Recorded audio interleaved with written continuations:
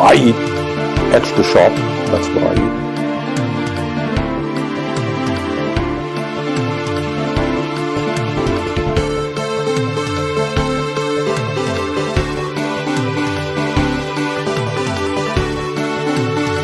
And then they have cans of soup. And they throw the cans of soup. That's better than a brick because you can't throw a brick, it's too heavy. But a can of soup, you can really put some power into that, right? And then when they get caught, they say, no, this is soup for my family. They're so innocent. This is soup for my family. It's incredible. And you have people coming over with bags of soup, big bags of soup, and they lay it on the ground, and the anarchists take it and they start throwing it at our cops, at our police. And if it hits you, that's worse than a brick because it's got force. It's the perfect size. It's like made perfect. And when they get caught, they say, no, this is just soup for my family. And then the media says, this is just soup. These people are very, very innocent. They're innocent people.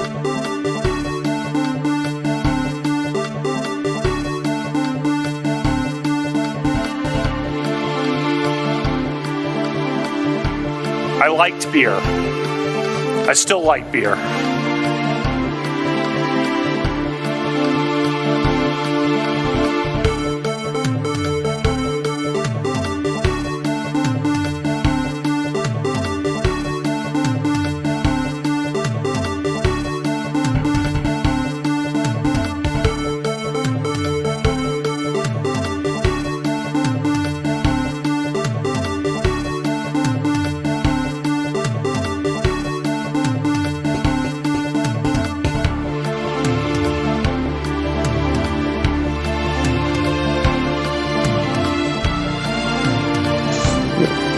I eat extra sharp, that's what I eat.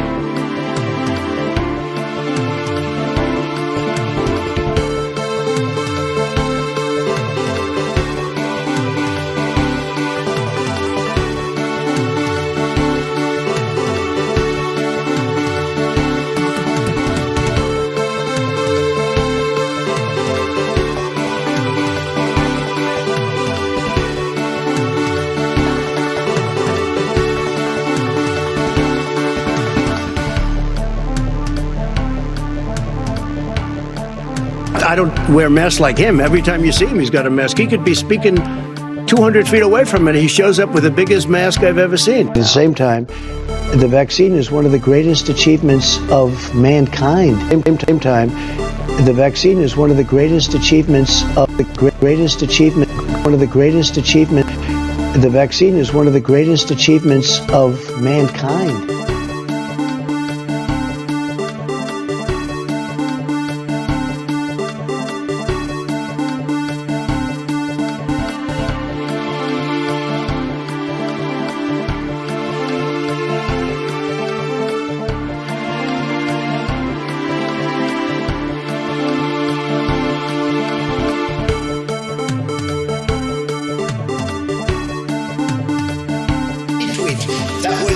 An opinion of somebody, and that was a retweet.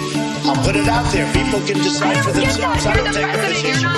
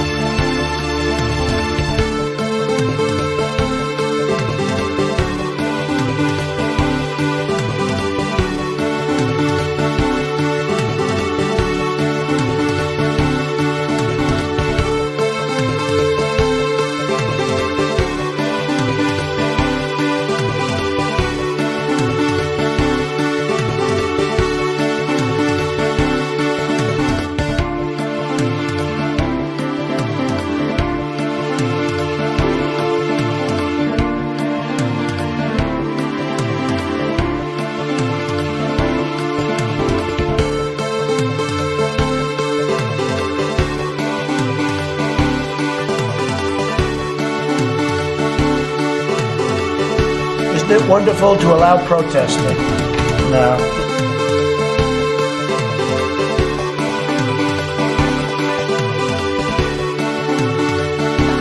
In case you don't know, and you haven't seen the latest polls, the American people hold the President of the United States in contempt. They hold this institution in contempt.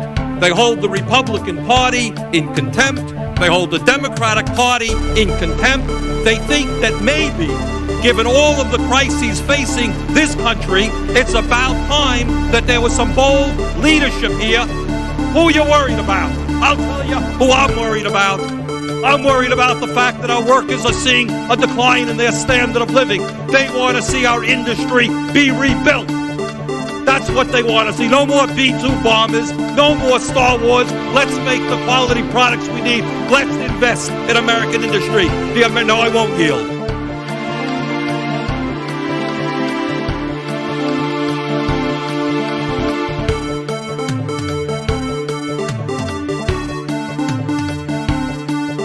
No good, really bad for you.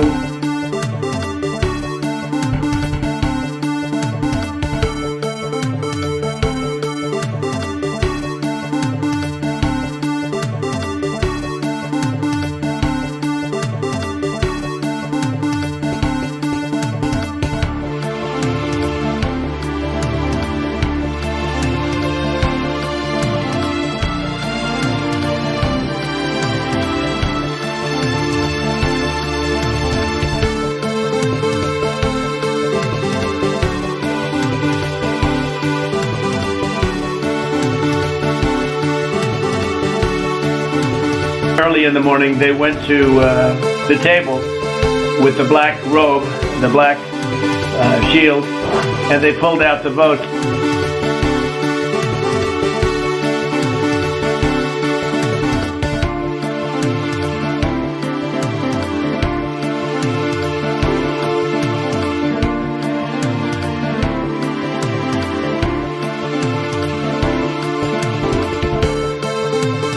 Joe Brandon, I agree. Well, you have to understand, the first time I ever heard of Black Lives Matter, they were chanting pigs in a blanket, talking about police. Pigs, talking about our police. Pigs in a blanket, fry them like bacon.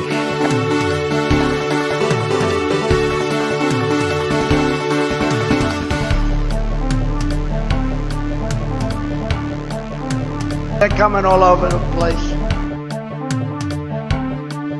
Oh, seriously, hot sauce. I've been sauce. A lot of raw peppers and hot sauce.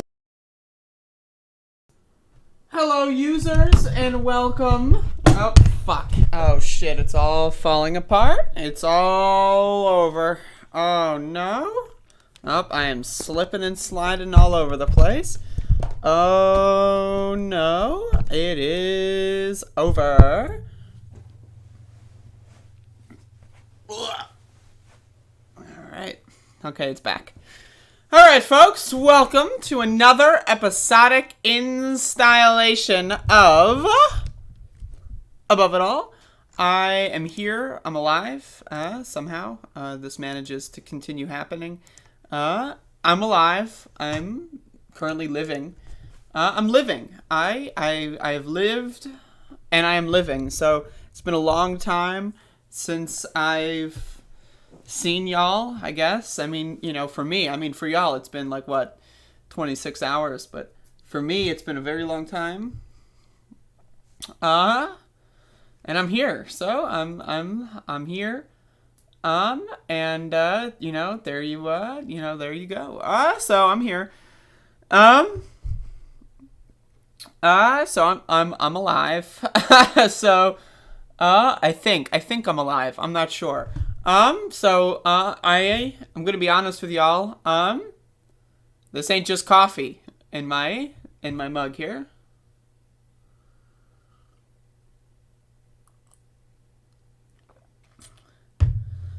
I will try to be getting back out soonish. Because I'm definitely feeling a lot better. I've had like lingering congestion that's like in and out of like Sometimes it's really bothersome. Sometimes it's not. I don't know. Like I've had some bizarre lingering congestion from my sickness, and it's I don't know what it is. So but I'm feeling better, but I don't want to make a mistake when it comes to health. When it comes to all that, I don't know. But I'll talk about that later. Remember when Obama was the furthest left electable? No, I don't.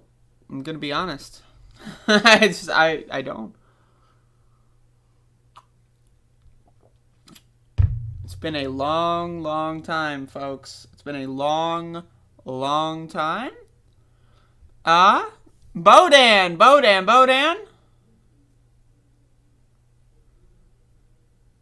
Bodan, have you checked out the channel? Jay Creates is alive. Bodan.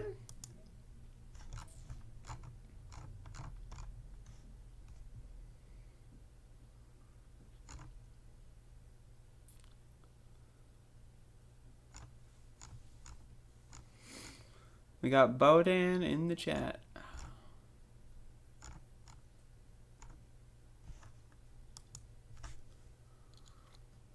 Hello, Sebastian. I am here, Queen. Is that me? Am I the Queen? Oh my God, I'm stretching. Oh my Lord. Oh!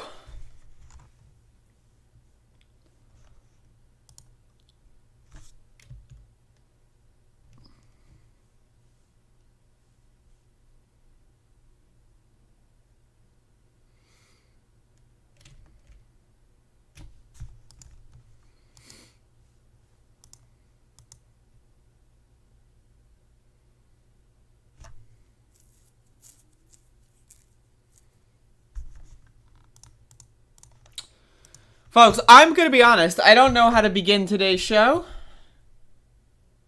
You haven't checked the channel. That's your first mistake, Bodan.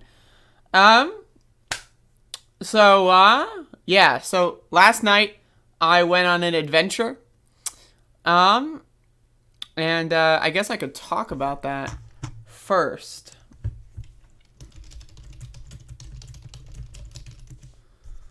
Potentially.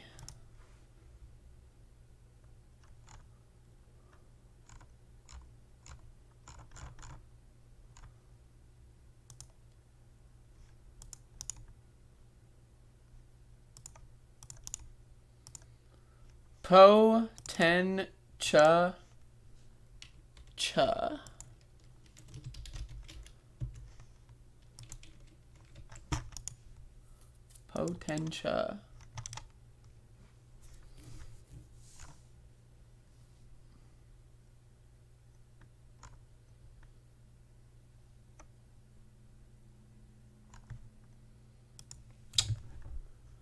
Did I read all the messages in the survey? Not yet. I have not read every single message quite yet.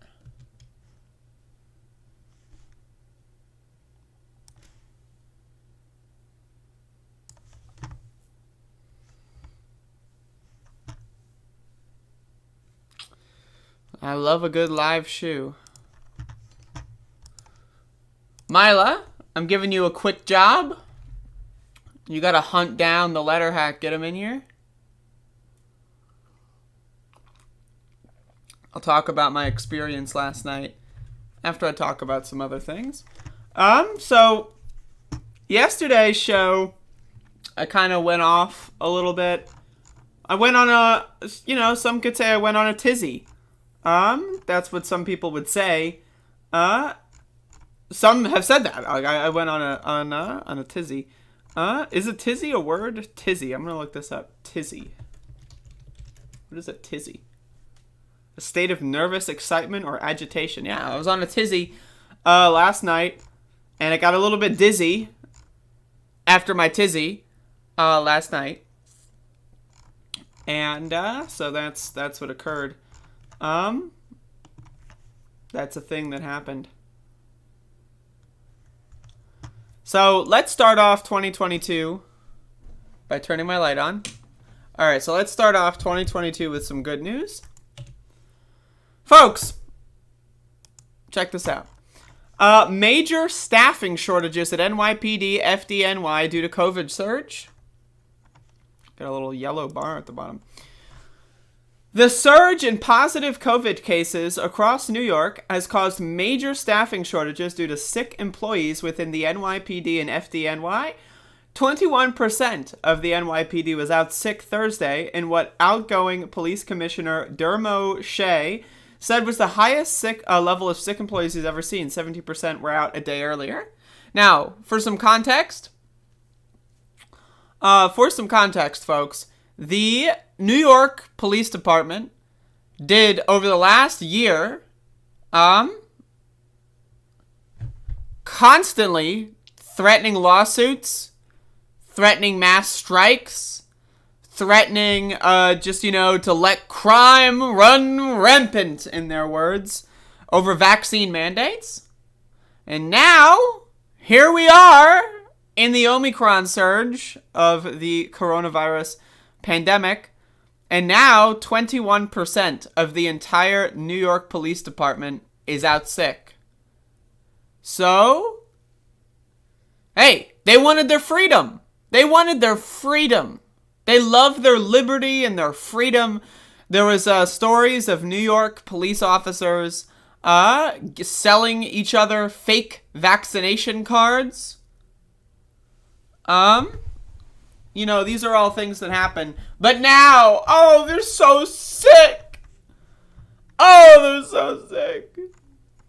In response, the NYPD canceled all scheduled days off for New Year's Eve and New Year's Day, and more than 100 new EMTs were deployed. When you're grossly understaffed, major illnesses exacerbate that problem, and we are seeing that again. Now, a lot of members are getting sick, said Vincent Valerie. I don't care.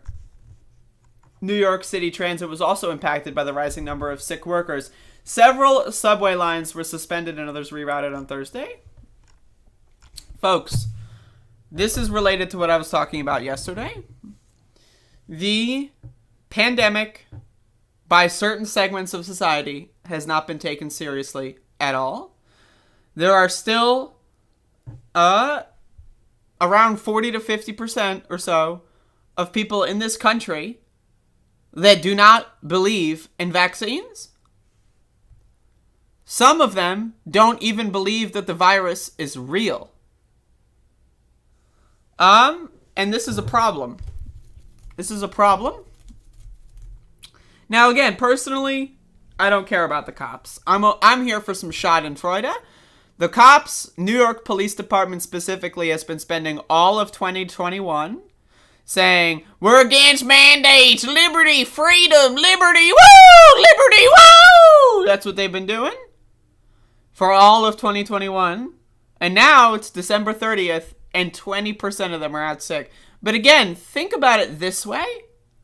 All of the anti-vaccine police officers that were selling each other fake vaccination cards, pretending like the pandemic wasn't real, walking around in stores without masks on, and when employees and business owners ask them to put masks on, they say no. And what are you going to do? Call the cops? Right? We've seen all of these videos happen where New York Police Department officers will patrol streets, illegally stopping and frisking people, beating the shit out of people for entertainment, breathing on people. Right? How, I wonder, again, I don't care about the cops. 21%, fuck them. Fuck them. If they die tomorrow, fuck them. I don't care. I care about the motherfuckers that they breathed on, infected, and harassed. I care about the motherfuckers that have bruises on their bodies because of these thugs and these jackboot fucking criminals. I care about the motherfuckers that are in the hospital right now because they had an interaction with a cop, a traffic stop, something like that, and a fucking anti-vax lunatic moron breathed all over them, folks. 80% of police voted for Trump, right? I need you to understand, police are not your friend. They're not your buddy. They're not your, oh, wow, that's, no. They are garbage, scumbag human beings. And if they weren't, you know what they would do? They would quit being police officers. You know what they would do? They would go out of their way to be good people. Now, the only time anyone can ever positively cite police is when they just do their job very mediocrely. Like, here's my question. When you're going to Wendy's, because you're an American and you love Wendy's, and you order a number 4, and then the Wendy's worker gives you a number 4, do you go, "Oh, yes! Oh, good job, sir! Good job!" Do you do that? No, you don't, because they just did their fucking job. But whenever you say, "Oh, cops are garbage, cops are bad," you always have some dumb motherfucker who's like, "Oh, a cop, pulled me over and told me that I had a traffic light out, but then didn't give me a ticket and gave me directions to, where I can get it fixed down the road." That's called doing their job. That's called doing the fucking bare minimum. "Oh, I called the police because someone broke into my car and they came and investigated it." That's called them doing their job. Anyone positively citing police is there when they do the bare minimum. Have you ever seen stories of cops going above and beyond? Have you seen stories of cops shooting their coworkers when they go on rampages? When Robert Morgan, Daniel Meads, and Aaron Llewellyn in Elizabeth City shot and murdered Andrew Brown Jr., right? If the other 4 deputies on scene were good cops, if they were good at their job, they would have shot Robert Morgan, Daniel Meads, and Aaron Llewellyn. They would have shot an active threat, but they didn't. Because cops aren't good people, and they only ever do the bare minimum sometimes. Sometimes. They will never do the things that they should be doing because cops are not good. Good cops do not exist. And if they do exist, sometimes there's a glitch in the matrix and you see a good cop. Like that one cop who leaked all of the internal documents from their police station. I think it was in Louisiana. Correct me if I'm wrong.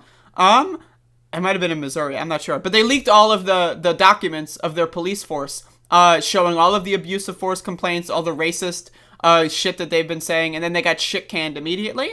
So, okay, they were a good cop for about 35 seconds. So, I need you all to understand, cops are garbage, right? And this is just an extension of that. They spent the entire year in pandemic denial. They spent the entire year brutalizing civilians. They spent the entire year being shitbag human beings. And now, oh no, 21% are sick. I'm more concerned about the 30% of EMS workers that are sick. I'm concerned about how many cops breathed on and infected these EMS workers and the 17% of firefighters. That's who I'm concerned about. I don't give a fuck about the police. Fuck the police. So I just wanted to talk about that a little bit. Fuck them in the face, folks. But not in the good dick way, because they don't deserve it.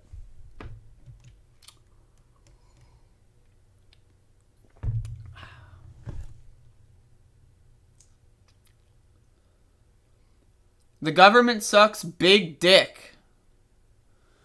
I wish the government sucked big dick, because then, I could get off by watching the government. But it's not happening, folks.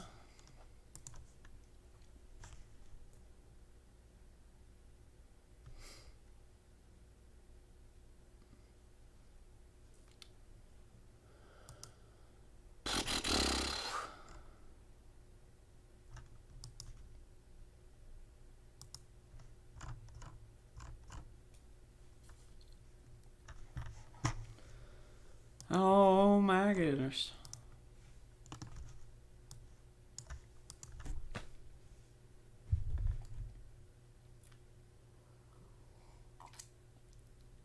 Okay. Folks, there's a very serious topic of discussion I'm about to launch into.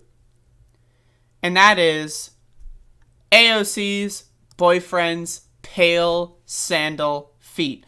That's right, folks. So yesterday, there was a major scandal on Twitter.com. A major scandal. One of the biggest scandals of human history, not even just U.S. history, not even just modern U.S. history, not even just the last, year, one of the biggest fucking scandals of human, not even human history, but in Earth, and not even the Earth. Really. Not even since the Big Bang, right? Because the universe and something has existed before then, right? This is the biggest scandal Ever. Just period. Ever. Nothing will ever eclipse this scandal.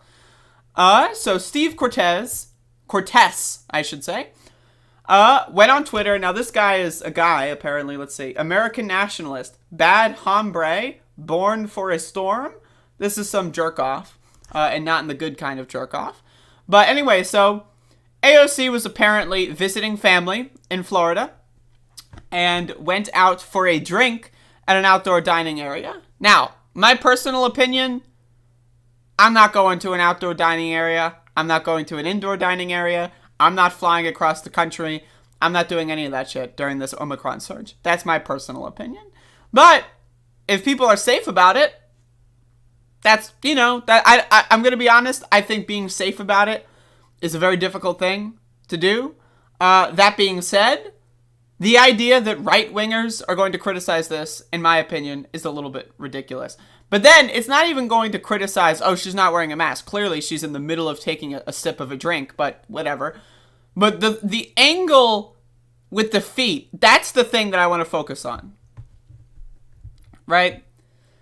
If leftists like AOC actually thought mandates and masking worked, they wouldn't be frolicking in free flu. First of all, I love the concept that Florida is like free. Right? You go to New York and it's like you're not free. Like all of your rights have been, you know, stripped away from you because you should be wearing a mask outside in a very densely populated city. But no, we're going to travel to free Florida. They're trying to like echo like fucking slave states and free states here. And it's just ludicrous and it's ridiculous and it's disgusting. But again, number 2 is where things get a little off the rails. Her guy is showing his gross, pale, male feet in public, not at a pool/beach, with hideous sandals. Now again, I don't even know where to begin with this one. This is like another thing. Then we see the circle. Like they've opened this up and like some image editing tool and drew a circle as if like, you know, okay, it's like, oh, you wrote about the pale male feet and then you look at the image and then see the pale male feet. No, if I looked at this image without the circle, I wouldn't be able to find the feet, right? So I'm glad that they wrote the circle there. But again, this is a fascinating post. But then after this post happened, because this isn't the entirety of the story, AOC responded. And so I was introduced to the story when I saw hashtag AOC Meltdown trending on Twitter. AOC Meltdown was trending on Twitter. Now, why was that trending on Twitter? Well, because of this. So, AOC responded to this extremely bizarre post by saying the following. If Republicans are mad they can't date me, they can just say that instead of projecting their sexual frustrations onto my boyfriend's feet. You creepy weirdos. I just want to say this is a perfect response. This is incredible. But it gets even better. I don't know why it's like fucking dimmed. That was weird. If it's starting to get old, ignoring the very obvious, strange, and deranged sexual frustrations that underpin the Republican fixation on me, women, and LGBT plus people in general, these people clearly need therapy, won't do it, and use politics as their outlet instead. It's really weird. So again, a basic observation of fact resulted in hashtag AOC Meltdown trending on Twitter. And that's where I entered the story. Now again, this is like a baffling thing for me. Again, this whole scenario. Like, I got hair in my mouth.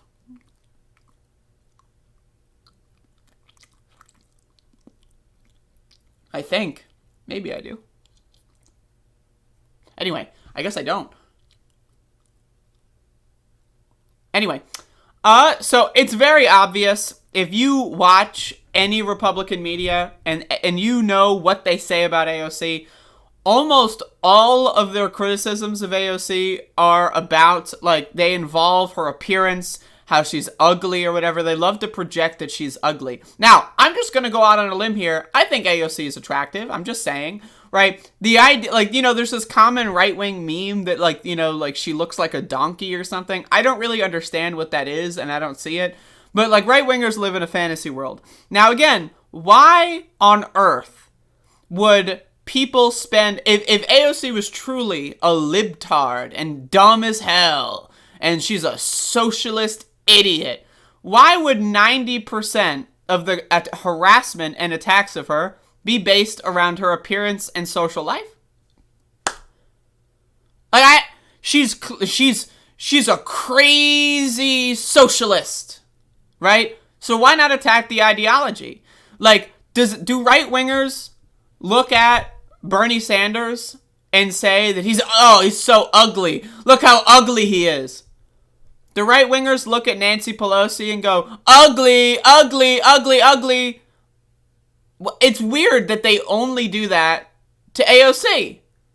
That's weird. It's strange. Like, it's baffling. To me, it's baffling to me. Now, again, the other thing, again, like the foot thing, I don't even understand what that means. Like, it's Florida. We are in a climate change world, right? It's fucking hot as fuck in Florida. If someone wants to wear sandals because they don't want to wear socks and shoes while it's hot as hell in one of the hottest states in the country, why is that a problem? Like, again, this whole thing is baffling to me. But again, AOC just stating the obvious, and it caused a huge Republican meltdown. Hashtag AOC Meltdown was trending on Twitter. It was incredible. And again, I just wanted to do a recap on this because I think, now again, you can disagree with AOC sometimes, that's fine. But as far as like the dunk game, as far as being able to dunk on Republicans for whatever that's worth, and I think it is worth something, AOC, top dog. I'm just saying, top dog. AOC is the best member of Congress when it comes to owning Republicans in the most hilarious way possible. And I wanted to just talk about that because I love it. I love it. It's great. You creepy weirdos. It's fantastic.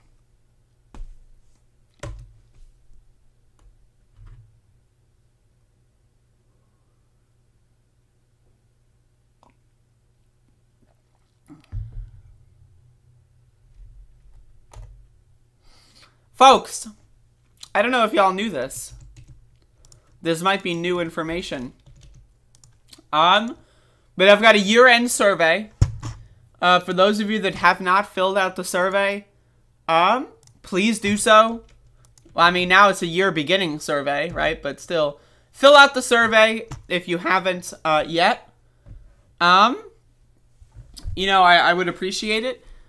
I'm doing a survey, so I want to know more about what y'all are, what y'all like, dislike, all that kind of stuff. And I also want the validation, a couple people are validating my existence. That's really all this is about. It's about me feeling like I deserve to live, so give me a goddamn.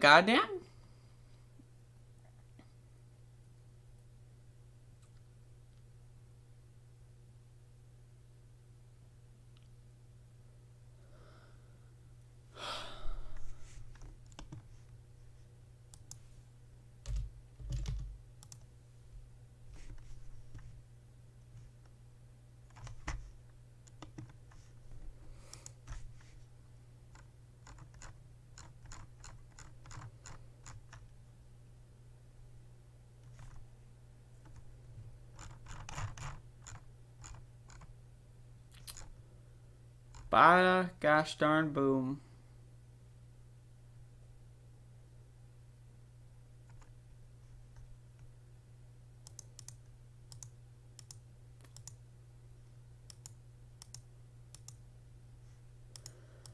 Folks, I want to talk about this.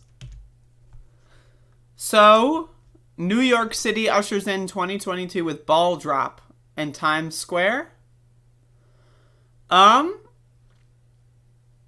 just want to say, start the segment off by saying anyone going to big parties during a huge surge in this pandemic is a fucking idiot. I know, people are stuck of, they're tired of being stuck at home. I get it. I'm tired of being stuck at home. But you know what else I don't want to do? Die of a goddamn disease, right?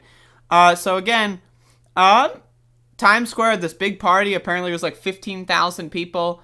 And like, as we can see here, there's some video of, you can see people celebrating the new year. I'm going to be honest, folks.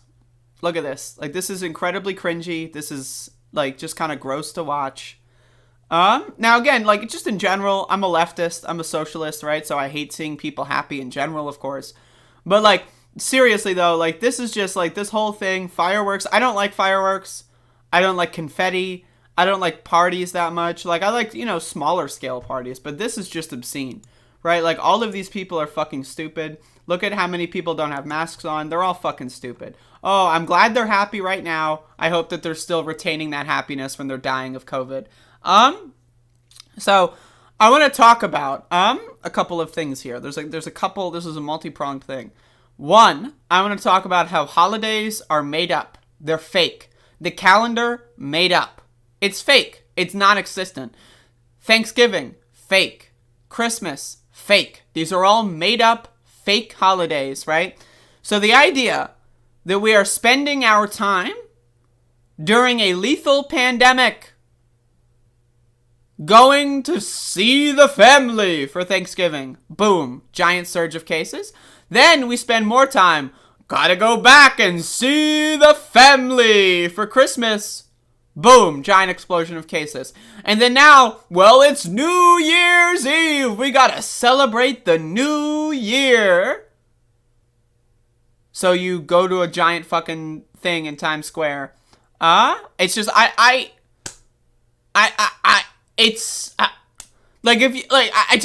can't. So holidays in general are made up, right? Like, the idea that, like, there's a pandemic going on, right? Millions and millions and millions and millions of people are dying all across the globe, right?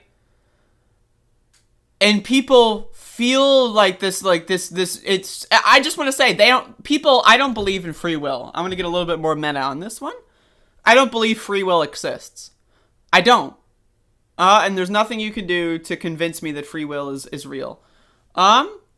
The idea that people feel like a calling and a compulsion. Oh, yes. It's New Year's. I must go to New York City. Like it's a fucking Muslim on a pilgrimage to Mecca or something. Which is also fucking stupid, by the way, but that's a whole different thing. Right, again, I never understood holidays. I like seeing family. Duh. I like being around people that I like. Duh. Doesn't need to be on a holiday. It could be on fucking any day. It could be on April 6th. It could be on August 4th. It could be on fucking September 16th. The idea that, oh, it's December 31st, which means we have to... No. It's all made up. People that do this stuff have no free will. They have no ability to, discern what's real, what's not real. They're on autopilot. They have no self-awareness. I'm just saying. I'm honest with you. And I'm spending this whole segment talking about personal responsibility in individuals. Obviously, the government has failed. We have no government in this country. The only thing a government would actually be useful at controlling a pandemic, they failed spectacularly. We're on our own, folks. And so that's why I'm so harping up on personal responsibility. The government sucks. They need to do better, but they won't. They won't do better. And so, should we just die? Should we all kill ourselves because Big Daddy government doesn't want to save us from this virus? I say no. I say we should have personal responsibility and we should actually try and strive to, fix this problem ourselves. But that's not going to happen because people are stupid. I also, I'm just using this this whole thing as just a way to talk about New Year's in general. It did so as an uneasy nation tried to muster optimism that the worst days of the pandemic are now behind it. This is fantasy. This is fantasy, folks. The worst days of the pandemic are now behind it. Who thinks that? Does anyone actually think that? Is there a single real human being that actually thinks that the worst days of the pandemic are behind us? Because if they're real, they're fucking stupid. Even as public health officials cautioned Friday against unbridled celebrations amid surging COVID-19 infections from the Omicron variant. Last year's ball drop was closed to the public because of the pandemic. Now imagine that. The pandemic, right? The variants that we had 1 year and 1 day ago were less contagious than the variants we have now, and they closed this. So let me get this straight. The pandemic is significantly, by an order of magnitude, worse. And restrictions are being eased. Like, can you... It's the opposite things that are happening. It's the, like, it is the exact 180-degree opposite conclusion. If you shut down Times Square on December 31st, 2020, because of the pandemic, why would you not shut it down on December 31st, 2021, when the pandemic is in a worse state? It's just ridiculous. As the ball dropped and euphoria filled the streets, hey, I'm just saying, I did drugs last night for New Year's. I had enough euphoria in my goddamn bedroom, so I'm just throwing that out there. Maya Sharm, a dog trainer visiting from New Jersey, felt 2021 slide away. It's symbolic of getting back to normal, she said, just minutes after the stroke of midnight. This is mass psychosis, folks. It's symbolic of getting back to normal. There is no normal. This isn't the new normal, because there is no normal. There's no such thing as fucking normal.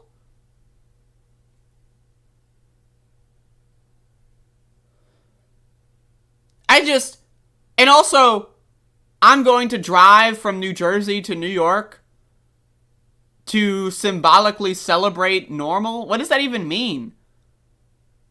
Like, what is that? Normal to me is I'm going to sit on my fucking couch or my bed and watch fucking cartoons. That's normal to me. I mean, maybe maybe people have different normals. But again, it's mass psychosis. It's mass delusion. These people are not free thinking individuals. They're on autopilot. I know I don't want to sound dehumanizing. I do think humans are by default in this state. So when I say that, I'm not trying to dehumanizing. I'm not trying to be dehumanizing. To be honest with you, I think the idea of actually understanding the state of play in the universe and the way that the world works right now, I think that is dehumanizing. I think the state of being human by default is to be blissfully unaware of your surroundings. That's what I think the default state of humanity is. Especially in capitalism, where at every step of your childhood, at every step of your growth and formation, you are taught and trained to be a non-free thinking, capitalist, obedient drone and worker. School is not designed for critical thought. It's designed to teach you what their version of history is. Yeah, teach you about the founding fathers and how great they were and the revolution, which was amazing, but don't revolt again, please, for the love of God. Right? It's all about manufacturing a mythology of the world, and in that mythology, it tries to convince people to believe in the American dream. Yeah, that's right. We pledge allegiance to a flag in school. That's what they do. They force kids to pledge allegiance to a flag that represents, in their minds, some completely made up garbage, right? And if you can get someone to believe that America is a good country, you can get them to believe anything. And at that point, they don't have any agency. They just don't. Because they're not living in the real world. They're living in a fantasy world projected onto them by the government. Hopefully it's different this year, said her companion, Brandon Allen. We already have that sense of stability.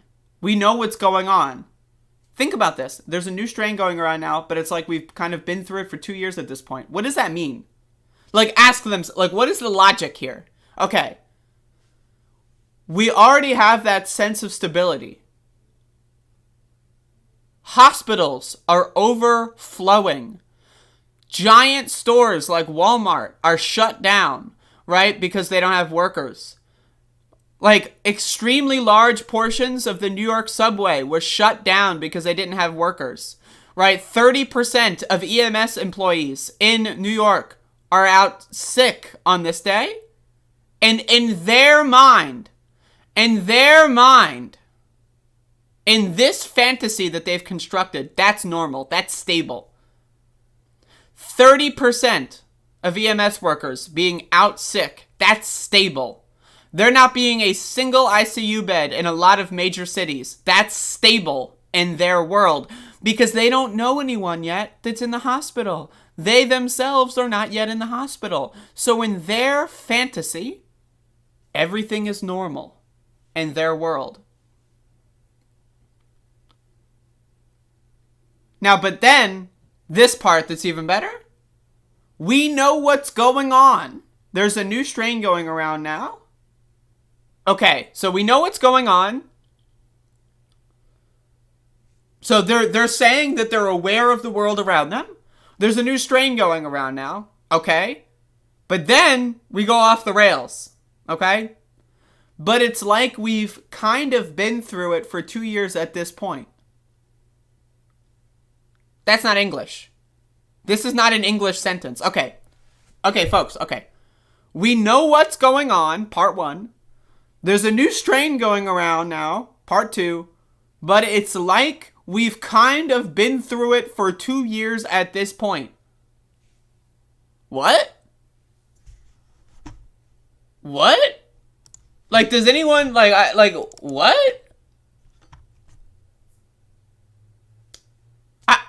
What the fuck does that mean? Only the really, I hate to say this, but those with the lowest IQ. What does that mean? Okay, so there's a new strain going around, but we've kind of been through it for 2 years at this point. What does that mean?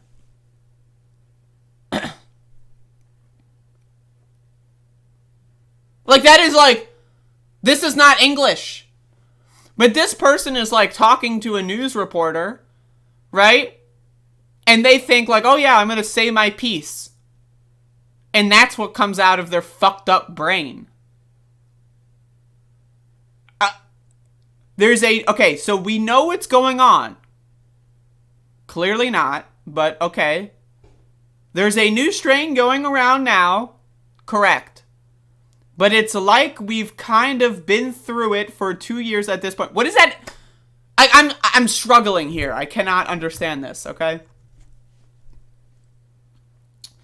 Through the crowds, though the crowds were smaller, the throngs nevertheless stretched for blocks to soak in the celebration, with many traveling from afar to take part. And then they're going to back and spread a virus to their hometown. Confetti lit up by electronic billboards swirled in a light wind on a mild winter night. Mild winter night, folks.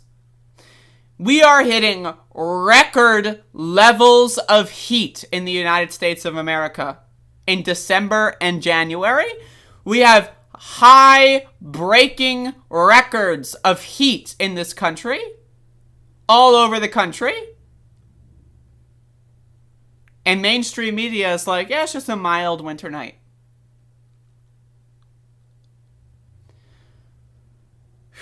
Mary Gonzalez stood a few feet behind the crowd, wanting to keep her distance from anyone unwittingly carrying the virus. Okay? I'm happy that 2021 is over because it caused a lot of problems for everyone. 2021 didn't do anything. 2021 is made up.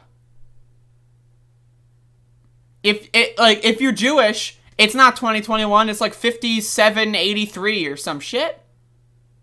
2021 didn't do anything. a lethal virus and an inept government did stuff? Do people, are they actually so fucking brain dead that they think a year on a calendar is what's causing them stress? Now, it's one thing to celebrate New Year's because, it's like, all right, we got a new year, a new me. Let's, use this as a mental refresh. That's fine. Right? That's one thing. But to actually say 2020 is over, I'm happy that 2020 is over because it caused a lot of problems for everybody. As if the moment the ball drops, New Year, the virus is gone. We're all like free from capitalism, right? Like slavery is over. Right, mass death is over, like, all the hospitals are fixed. As it, like, the ball dropped. Didn't you hear? The ball dropped. Hello? What the fucking... The ball dropped. It's all over. Do they actually think that? Like, are they actually that dumb? Said Gonzalez, who was visiting from Mexico City and wanted to take in an American tradition. We hope that 2022 is much better than this year. Newsflash. Again, this is like one of those prophecies thing, right? You fly from Mexico City. How many layovers did that take? I wonder. To New York City to go to a virus-filled celebration because you want to feel that the pandemic is over. The very fact that you are going to celebrate this year being over and hoping that you can move on and hit a new normal, that very move is what's going to prevent what you are desiring.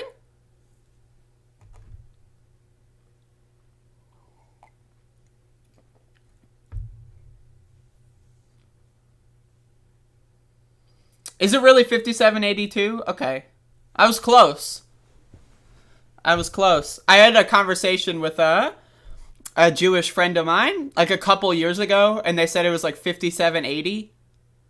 And so, like, and that was like, all I knew is, I don't know, what day it was. So I was just guessing. There's like, well, it was a couple years ago that they said that, so therefore it must be that plus something. So I don't know, but I was pretty close. I take that. That's a win for me. All right. Let's keep going, though, because I'm having fun with this one. I know this is a longer one, but I'm having fun. Okay? Times Square is often referred to as the crossroads of the world, and the city officials insisted on holding the marquee New Year's Eve event to demonstrate the city's resiliency even amid a resurgence of coronavirus. What does that mean? What the fuck does that mean? Okay, so they have a super spreader event to demonstrate resiliency? What? What? Wouldn't resiliency be, we're all staying at home so that we can stop this fucking virus? We're all paying people to stay at home so we can get through this time and everyone's going to be okay. All their basic needs are met. Wouldn't that be showing resiliency? Nah, we're in capitalism, bro. You gotta spend money to fly across the fucking planet to go visit a dumb fuck party in the middle of the fucking street. That shows resiliency. This is just the same kind of language and ideas. Like, you remember when Trump bombed and drone striked fucking civilians in the Middle East, and then all of mainstream media, CNN, MSNBC, was like, this is the day Donald Trump became president. He is showing strength. It's the same shit. Kill people to show strength. Kill people to show resiliency. You notice how it's always involving murder. It's always involving killing people. You ever notice that? But 2022 just begins as the year prior began, with the pandemic clouding an already uncertain future. That's one way to put it. Doubts swirled about whether the city would have to cancel this year's bash. I love that. Would have to. Think of the language here. Think of the language that's being used. Let me read this again. Doubts swirled about whether the city would have to cancel this year's bash, as the city posted record numbers of COVID-19 cases in the days leading to it, even as some cities like Atlanta had decided to cancel their own celebrations. Would have to. What does that mean, would have to? You have to? Like, I'm asking you genuinely, what does that mean? Would have to. It's not would have to, it's doubts swirled about whether the city would cancel. It's not would have to. Because they do have to, but they're not. They absolutely do need to, but they're not. So the language here, what it does is this gives people a false sense of, oh yeah, they didn't have to. Oh, wow. You know, so someone's going to read this, and then someone's going to say, well, I don't know why they had that Times Square event. And then someone else said, well, I read it on ABC News. They didn't have to shut it down. As if there's like some secret combination, like you carry the 4 square root of 7 and then multiply by pi and then, you know, like flip it upside down and then do a fucking, you know, then put on a hula hoop and then do a fucking cartwheel. And then you find out, oh, do I have to do that? What? Doesn't make any sense, but let's keep going. COVID-19 cases in the U.S. have soared to their highest levels on record at over 265,000 cases per day on average. Now again, the dark winter that Joe Biden was talking about from 2020 to 2021, I just spat all over the place. I don't know if that was visible. Rewind, see if you can find it. But anyway, we are now doubling the daily cases. Doubling daily cases. Think about that. They canceled the event last year. We double the daily cases, and they're just fine with it. They don't have to do anything. What? New York City reported a record number of new confirmed cases, nearly 44,000 on Wednesday, and a similar number Thursday, according to New York State figures. Officials required those attending the spectacle to have to wear masks and show proof of vaccination. Think about this, though. They say this as if it's real. Okay, look. Officials required. Does anyone know what the word required means? Because, okay, officials, whatever that means, what are the officials? I don't know. But they required those attending to have to wear masks. But let's scroll up. And in the video, the headline video that they are using to showcase the celebrations involve people without masks on kissing each other. Right? Look at this. Look at this. They have masks on, but you see these people without masks on kissing each other. That's the headline. Right? But then you scroll back down here, and you say, oh, no, they were required to wear masks. Well, clearly that's not the case. Clearly, that is not the case. That is fake news, as they say. They were not required to wear masks. But again, this is the same article. The same article makes that B-roll footage of people kissing without masks on. Right? And then that same article says that they're required to wear masks. What? It's fantasy. And show proof of vaccination. Organizers had initially hoped that more than 50,000 revelers would be able to join in, but plans were dramatically scaled back because of widespread infections. I don't understand that. I don't get it. Okay, so we're going to have 50,000. There's a giant surge. Instead, let's have 15,000. What? Rap artist and actor LL Cool J was supposed to be among the performers taking stage in Times Square on Friday night, but announced he would pull out of the event because he has tested positive for COVID-19. Huh. Isn't that a shame? Mayor Bill de Blasio, who relinquished oversight of the nation's most populous city at the stroke of midnight, said the festivities at Times Square would show the world that New York City is fighting our way through this.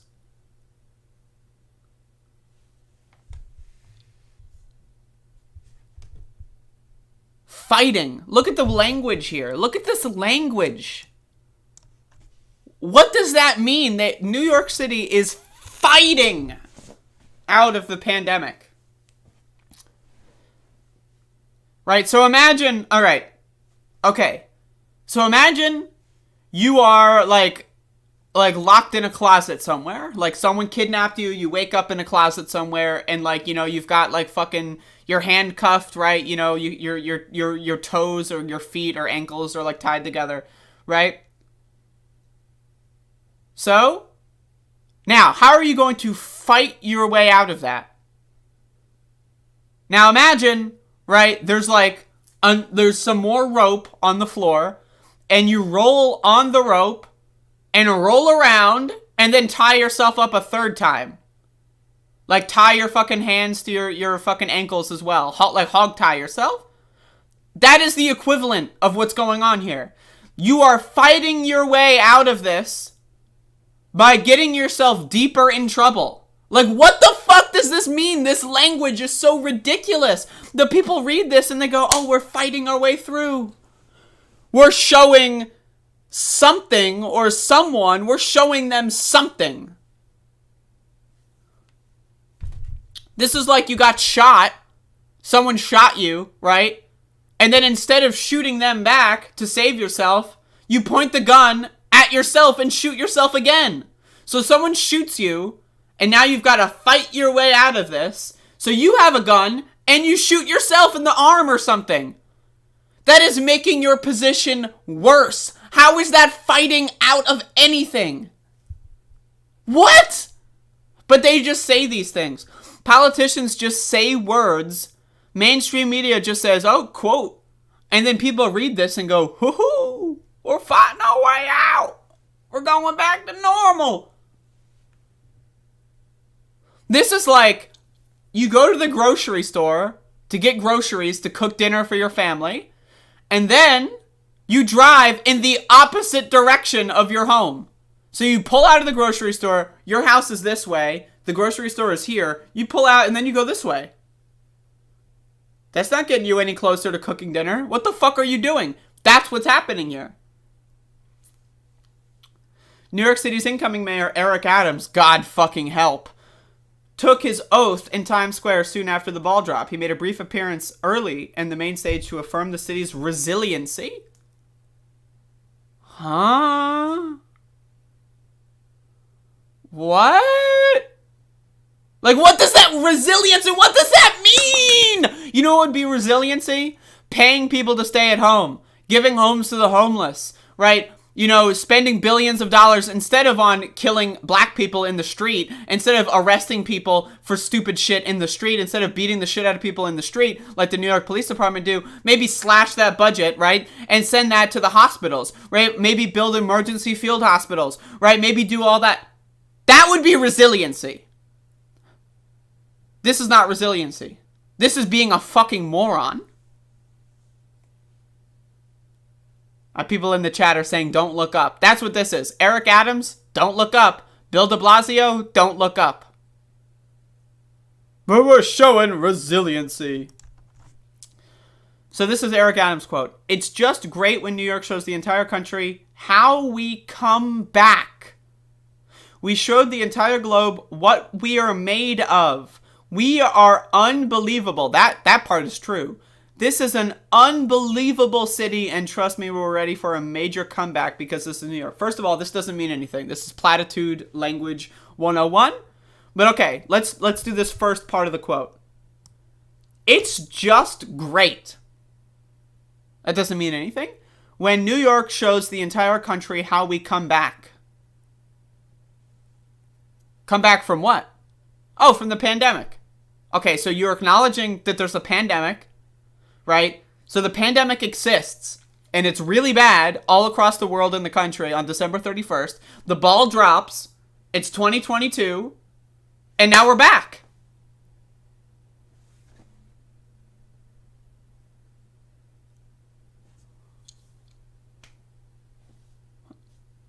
What? Like, okay, so there's a pandemic. How did the pandemic happen? Right? Because people, you know, didn't lock down, right? Because the government didn't lock us down and pay for everything so that we could all just chill for a couple months and then it'd be over. So mass gatherings, super spreader events, make the virus spread all across, right? So how do we stop a virus that spreads when people get in groups? How do we do that? We get in groups.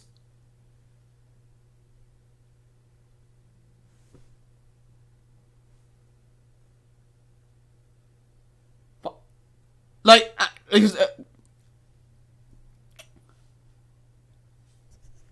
we showed the entire globe what we are made of. What does that mean? What you're made of? Okay, so a pandemic and a virus that spreads in groups. You showed the city that you're coming back out of that by getting in groups. And now the entire globe is seeing what you're made of. What does that mean?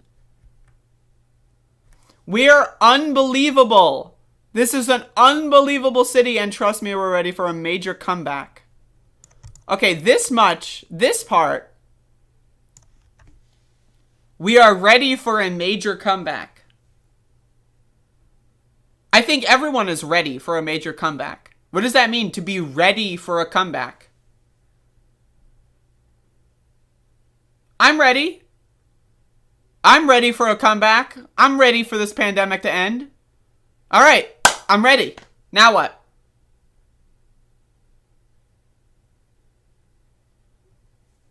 I'm ready to be a rich person. I'm ready to go to the moon. I'm ready to fucking go to Venus. I'm ready. I'm ready to take a test. I'm ready to go to the grocery store. I'm ready. All right. I'm sitting down and I'm ready. Being ready for something doesn't do anything. I've been ready to end this pandemic since March of 2020. I've been ready. Has it ended? No. I've been ready the whole time, and it's still here. When I got my vaccine, I was ready to end the pandemic. It's still here. When I got my second dose, I was ready to end the pandemic. When I got my booster shot, I was ready to end the pandemic. When I bought a new box of masks, I was ready to end the pandemic. Being ready to do something does not manifest that thing. Like when I go to the grocery store, come back and I have ingredients to make dinner, I'm ready to make dinner. Does that mean that dinner is just magically appears on the table? No. You have to be ready to do something and then do it. You don't, I'm ready. What are you, SpongeBob fucking SquarePants? What do you mean you're ready? What the fuck? What do you mean you're ready? What does that mean? You're ready.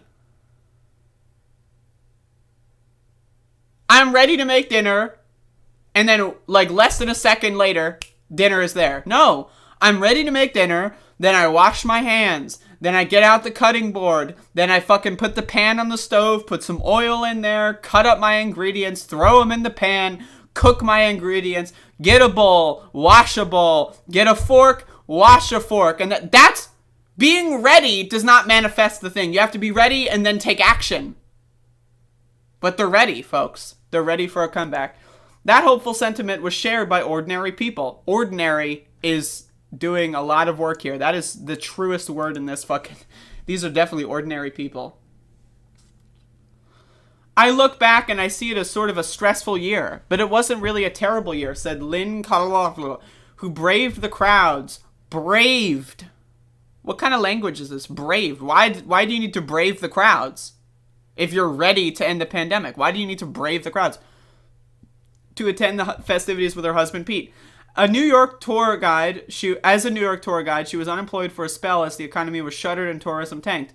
We're standing here that 2021 will soon be over. Glad that 2021 will soon be over, but really positive about next year.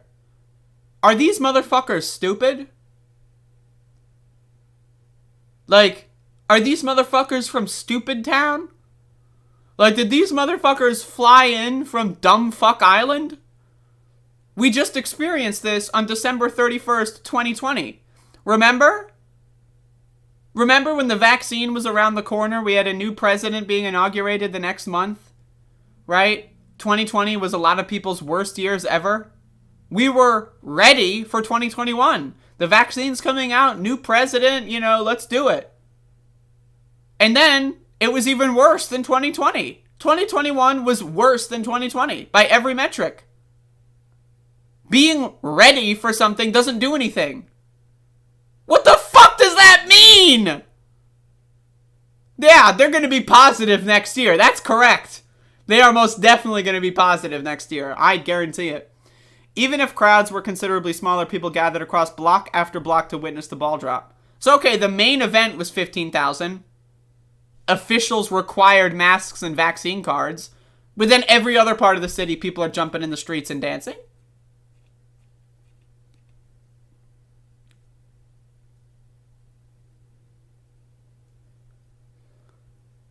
Nursing student Ashley Ocha and her boyfriend, Jose Avilar, traveled from the Central Valley of California specifically to be at Times Square.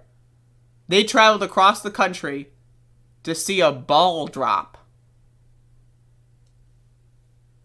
COVID did hold a lot of stuff back for me, Ochoa said, but I mean, I'm here today, so that's what I'm thankful for. What does that mean? What does that mean? Okay, COVID did hold a lot of stuff back for me. So did it for everyone. Okay. But I mean, I'm here today, so that's what I'm thankful for. What do those sentences have anything to do with each other? Should I read the comments? I'm going to read the comments. Let's do it. Oh, there's SpongeBob. They're ready.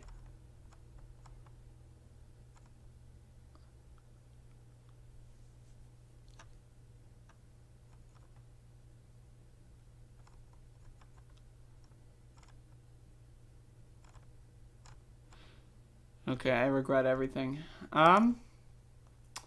Anyway, folks, they're ready. I don't know. I was having fun with that one, and I'm really high right now, so I just kind of let that happen. They're fucking ready.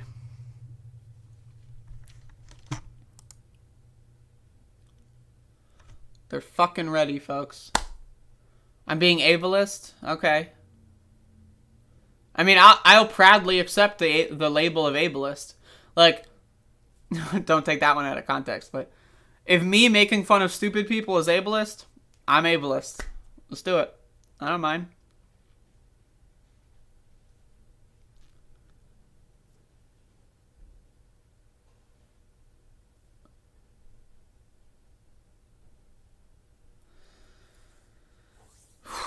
All right, folks.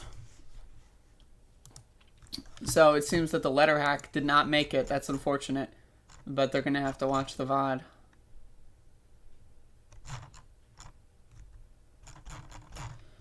All right, folks.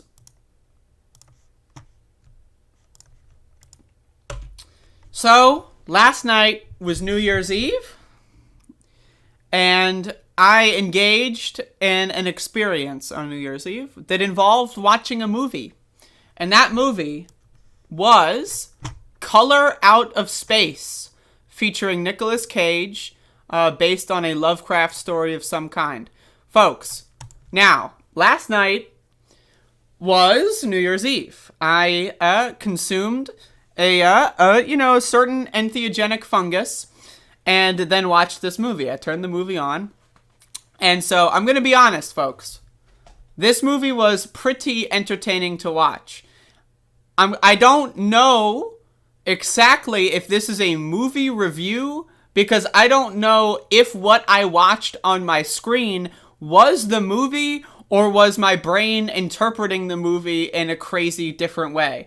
So, this movie was, I don't know the source material. I don't care about it. The only reason I watched it is because it's Nicolas Cage and it looked a little trippy, right? So, I'm gonna try not to spoil. This is a movie where there's really no spoilers. This is just something you have to watch.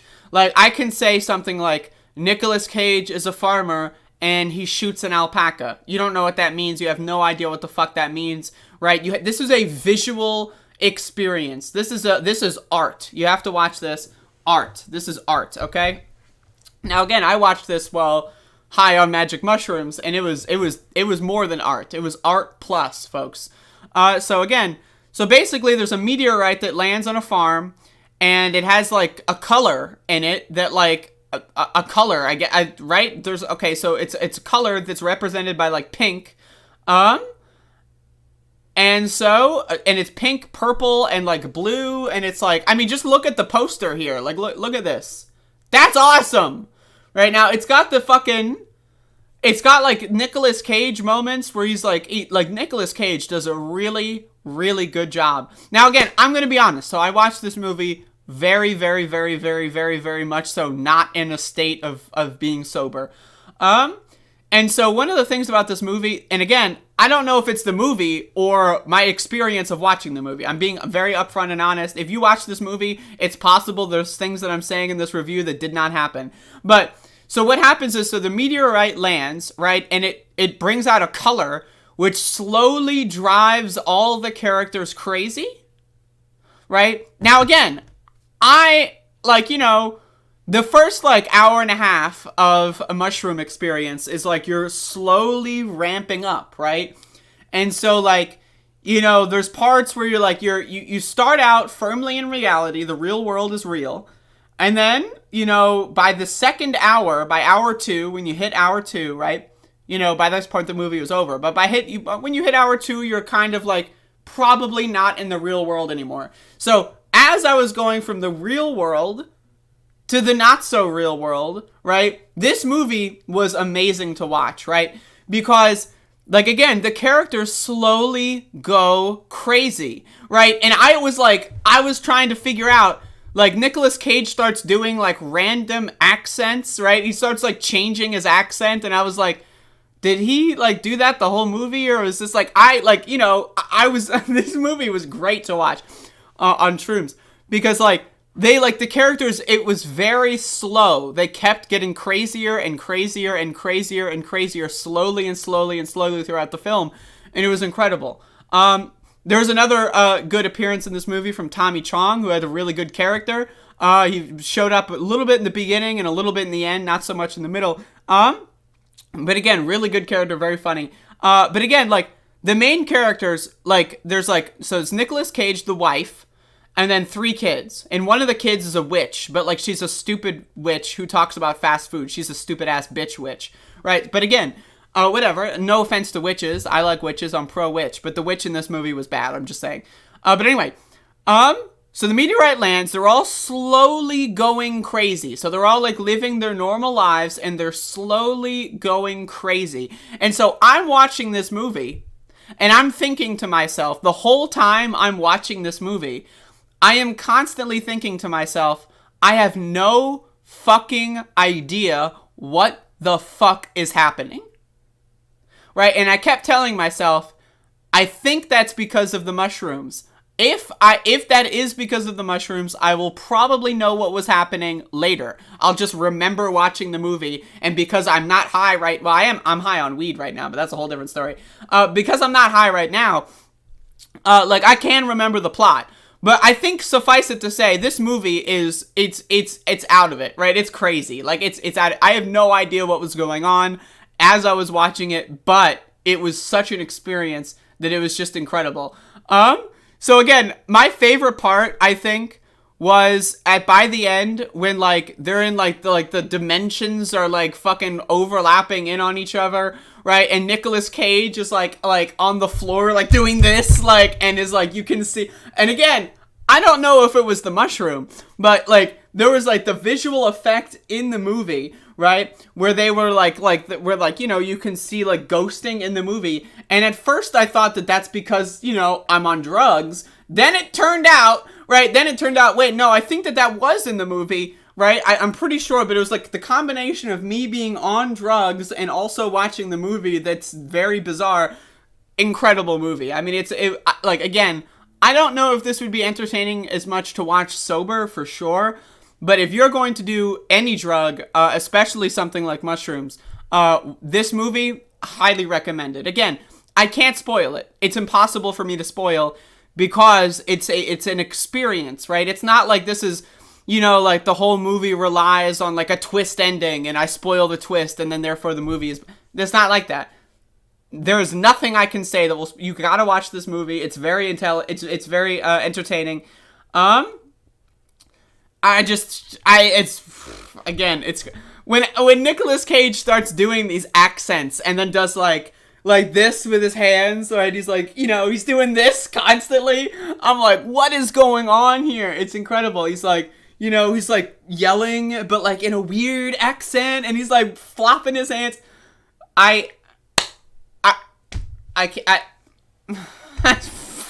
So, that was my, that was my New Year's Eve movie choice, was I watched Color Out of Space on mushrooms, and I don't know if this is a movie review or if this is like a trip report for me. This is in the middle, but I recommend watching it either way, because it's got Nicolas Cage, and Nicolas Cage is perfect. Every movie he's ever done is perfect, no exceptions.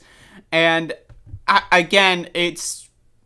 there's like 3 or 4 classic Nicolas Cage meltdowns. He's just really good at acting and being a crazy person, right? And so it's incredible. What an experience. That's all I can say on that one. But what an experience. Like, my God, what an experience. Highly recommended. Between Worlds. I think I've seen that one. Is that the one where he's like a trucker or something? Or something like... Let me look this up.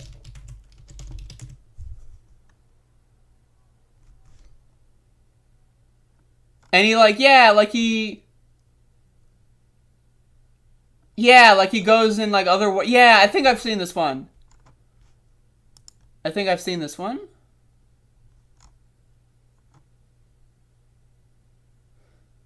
Yeah, truck driver. Okay, there you go. Yeah, I've seen that one. I mean, I'm probably going to watch it again because I want to review on my show every Nicolas Cage movie, so I'll probably watch it again.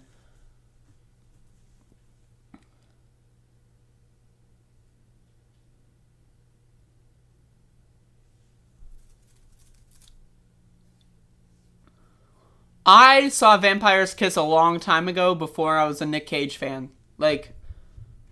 So I don't like when I was a kid, so I don't remember it too well. I haven't seen it like as an adult, as a conscious person, or as a Nick Cage fan. So I gotta watch that one again for sure. Folks, what I'm planning on doing is I'm going to start next year or this year. Knowing is fantastic. I love Knowing. Knowing is great. This year I'm gonna start a new project. So for those of you that don't know, I'm gonna twist the camera. I'm a PS1 collector. I collect PS1 games. I want to have every Nick Cage movie ever on physical media. I think there's like 120, 130 of them. I want to have every single one on DVD, VHS, Blu-ray, whichever physical media form of the time. That's my new goal. And so I'm just throwing that out there, folks. This is going to be a 2022 thing for me. Ghost Rider, Jimmy Bones. Face Off is fantastic. You're friends with the guy who wrote Knowing. Matt, alert. You need to immediately email, text, call your friend and tell them to come on the show. I've seen Knowing like 3 times. I love that fucking movie. Now, I'm going to be honest with you. Without spoiling it. I think if they gave the movie another like 30 minutes, it would have been significantly better. I think that the ending segments are truncated a little bit too much for my liking, personally. Like, that's my... Like, if they would have had like a couple more events that they go through... I think the movie would have been really good. Like if the stalking segments were a little bit more, drawn out. I just thought that they truncated a little bit too many of the important plot lines. But like the idea, the concept of the movie is fabulous. It's amazing. And like the first hour is just incredible. I really enjoy it. I just feel like the second parts, like the second half of the movie is like a little bit too rushed in my opinion. But Knowing is fantastic. Absolutely. Nick Cage, every Nick Cage movie I've ever seen, like 80s, 90s, 2000s, 2010s, even like I watched Pig and that's a new one. They're all amazing. He's a masterful, he's my favorite actor, bar none. He's amazing. Next is fantastic. I love Next. Anyone that says Nick Cage was better early in his career is a dumbass. They're a loser. Fuck them. Nick Cage is the GOAT. I'm just letting y'all know.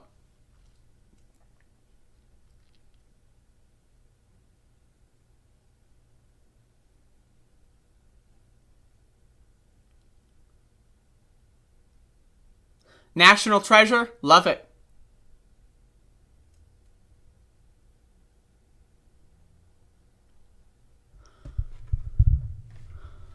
I haven't seen Moonstruck.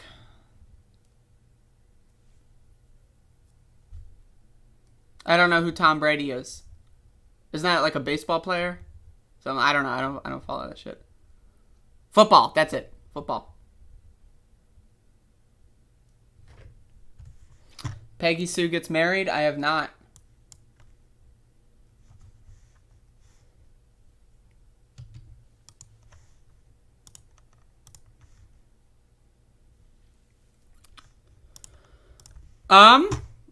But anyway, folks, also when I was doing the good old-fashioned mushroom last night, let me give you some other of the mushroom experience. It was fun. I was watching some Aqua Teen Hunger Force, which is, I've been watching that lately. I've never seen it before. And so that show is extremely hilarious while you're on drugs. So I just, recommended that one. When the new year struck, there were people like firing AR-15s like in the air, like over and over and over again. Max was freaking out a little bit. And that was an experience because like while I was like peaking on the drugs, right? I was like peaking on the drugs. And, like, you start to hear the fireworks, and it's like, that, like, the whole time you kind of know that the fireworks are going to happen, but then when you start peaking on the drugs, you kind of forget what the fuck's going on, and then, like, when the fireworks started happening, I immediately was like, I was in reality enough to, like, because I didn't go to the Gone Zone, I was, like, I was definitely in, like, an altered form of reality, right? So then the fireworks start, and I'm like, okay, right, it's New Year's, right? That's a thing. I forgot about that. I had an alarm, and so, so I knew that was happening. That was, but then like people in my neighborhood started like shooting like fucking assault weapons in the sky for fun, and it lasted like a solid 10 to 15 minutes or so, but like, and it kept happening. Like they were like reloading. And then, like, firing weapons into the sky. And so, but, like, I was, like, so in the drug zone that, like, I wasn't sure if that was fireworks or gunshots. And, like, because it was New Year's, I was just assuming it was fireworks. But then I was like, they kind of sound like gunshots. I'm on drugs. Maybe they are gunshots, and maybe people are just celebrating the New Year. I don't think anyone was shot and killed. I think people were just shooting in the sky because I live in North Carolina and there's stupid ass motherfuckers in North Carolina. The dumbest of the dumb live in this fucking hellhole. I'm just saying. But anyway, so people were shooting guns in the sky. And so apparently everyone else in my house was freaking the fuck out while like I'm upstairs watching Aqua Teen Hunger Force and, high on drugs. And so like when I'm like in the end stage of the drug experience, like I go downstairs to get food, and so then my family's like, "Did you hear all the gunshots?" Like, and I'm like, "Is that what? Because I thought I was like on drugs. Like I didn't know that was real. I wasn't sure if it was real. And so but apparently that was real. And that was part of my experience. So and then I went to sleep. Around 2 a.m.-ish, where, I'm still definitely under the effects of the drug. And so I go to sleep while still, like, kind of drugged out. And, that's one of my favorite things. I love to sleep, like, 3 or 4 hours into a mushroom experience, because, like, you're still pretty fucked up. And so, like, you drift off into the dreamland. But, like, you don't, like, you don't know what the difference between the dreamland is, you, like, closing your eyes and just thinking things in your head. You don't know, or just, like, experiencing, like, it's all, like, it's all very mixed, it's all very bizarre. So I fell asleep at, like, the perfect time, where, like, I shifted into the dream world while still, like, high on drugs. And it's so incredible. And so in this version, at this point, right, that's where like I just kind of like, you know, go deep into the subconscious. And so, and I you know, I was just thinking about like just the whole world, everything's fucked. You know, I had like these bizarre dreams that are just like me like in a void, right? Just thinking for like decades and decades and decades about everything, like, you know, I'm like the life flashing before your eyes kind of shit. Like I'm just like, you know, experiencing random parts of my life like merged together, because it's like the drug plus my dreams, and I'm a lucid dreamer, so like I have like a high skill level when it comes to dreaming, right? So like I'm just thinking about all kinds of things. I'm on drugs. I'm in the dream world. You know, it was, you know, that was great. And then I woke up, and now I'm doing a show. So there you go.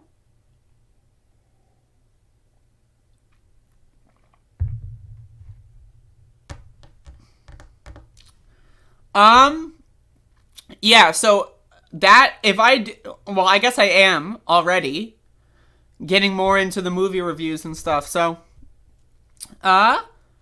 those are things that I'm planning on potentially doing, so, but, like, just, you know, give me a couple months, that's all I'm requesting. Like, if you can retain your interest in the Andrea experience, for a couple more months, I've got a lot of plans.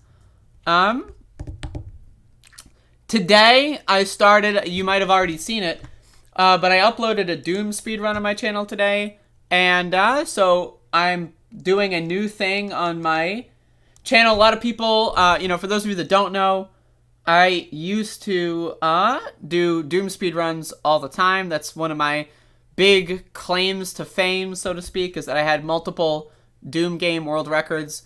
And so, but I haven't done many over the course of 2020 and 2021. And a lot of people, like, even, like, you know, Bodan comes in the stream. We have a lot of people that come in and request it. So I decided to do something where I'm going to be uploading a Doom run every day for the entirety of the year. Now, not all of them will be long.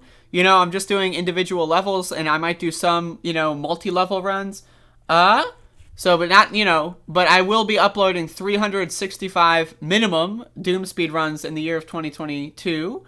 So that's something that's going to happen. And it already is happening. So I uploaded the first one.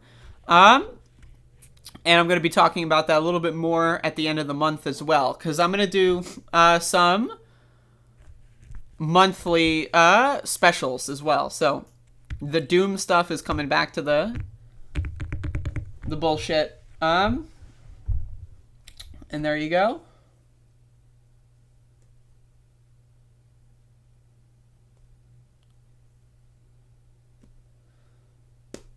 But yeah, so that's the thing that's happening. Doom is a video game released in 1993. And a speedrun is where you complete an objective as fast as possible. I mean, you can just go look at the video I uploaded this morning. Speedruns without commentary, that's not very fun to watch. In your opinion, Bodan, in your opinion. But like I said, I've got some other things planned, so... like again, at the end of the month, I will be doing some other related content. So it's all building. It's all building into one grand experience, Bodan. So just like, you know, hold the fucking phone, bitch.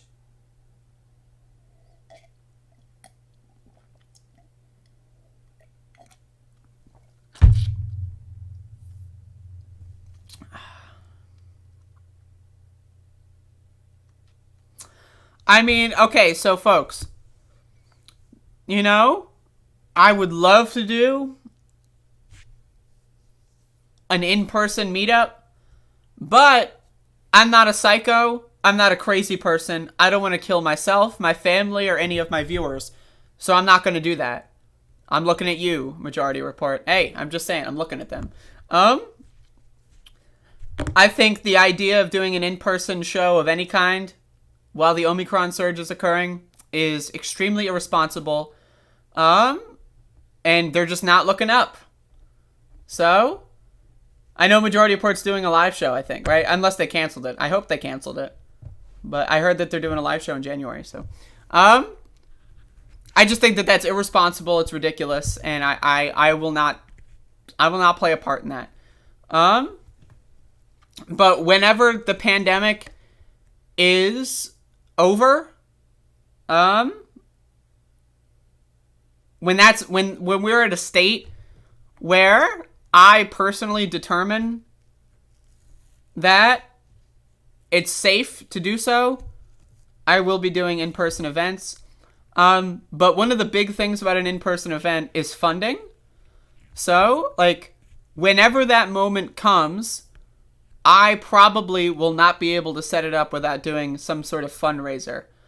I think. I don't know how that works. I've never done this before, so factor that in as well. So it could be a group project. But whenever this pandemic is in a controlled state, if ever, then that will happen. It is a 100% guarantee, provided the world gets its shit together.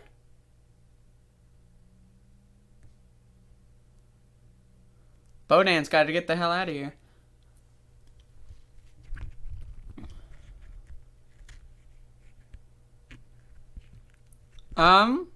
So yeah, that's the thing. I know a lot of people have wanted that, and I want that too. That was one of my 2021 plans. Like, I went into 2021 saying, like, you know, we're all gonna get vaccinated, we'll all be good, and then I'll do some shit, like, in the autumn and maybe in the winter. That didn't happen. So, you know, and again, I live in the real world. I don't just say, all right, I'm gonna do something, and then things change, and then I try to do it anyway, even though it's clearly not gonna happen, or not gonna happen safely. I live in the real world, so that's a fact. About these things here, so I will not take place in being a super spreader of any kind, because if I did an event, if I made an event, if I created a situation where people traveled to that situation and ended up getting sick, I would probably kill myself. Like, I'm just to be 100% honest with you, like, if someone got sick because of something I did, there is no way my brain would let me live with that for the rest of my life. So I refuse to put myself in that situation, and I refuse to put anyone else in that situation.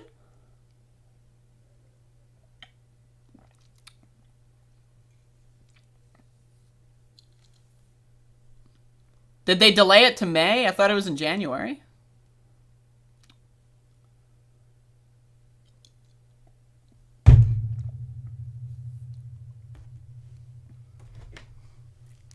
They delayed it, then that's good. I haven't been watching Majority Report that much lately. I got too much shit to do, folks. Too much fucking shit to do.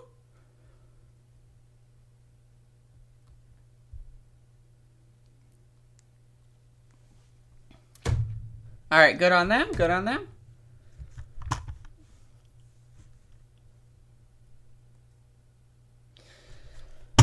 But anyway, folks, I hope you enjoyed the first show of the year. Again, I've got a lot of plans this year. And so, there you go. Tomorrow, I'll be live once again at 10 a.m. Eastern. Thank you all for watching. Have a good day. And that's it. That's all I got.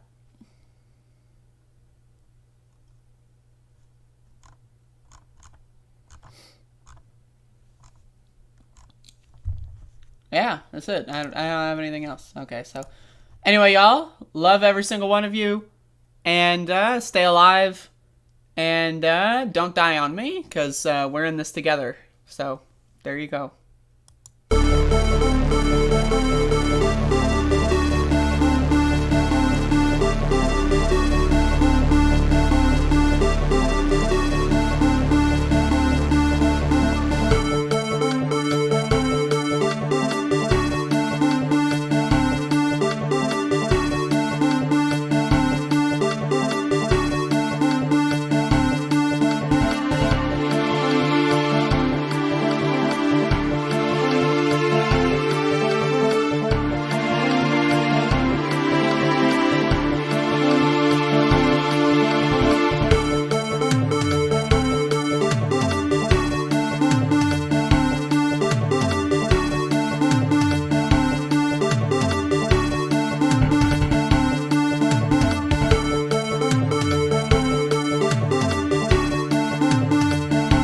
Early in the morning, they went to the table with the black robe, the black shield, and they pulled out the votes. Those votes.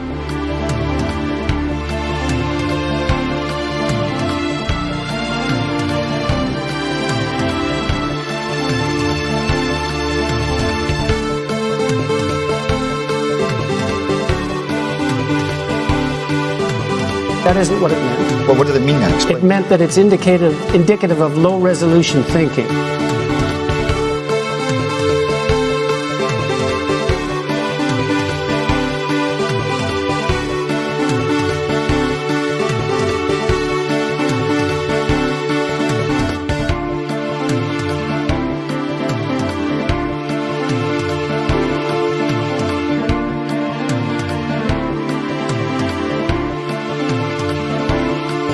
Everybody comes in, your grandmother, your...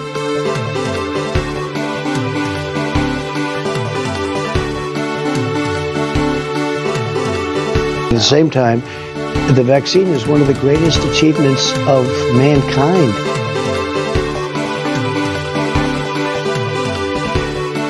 Running against the worst candidate in the history of presidential politics puts pressure on me.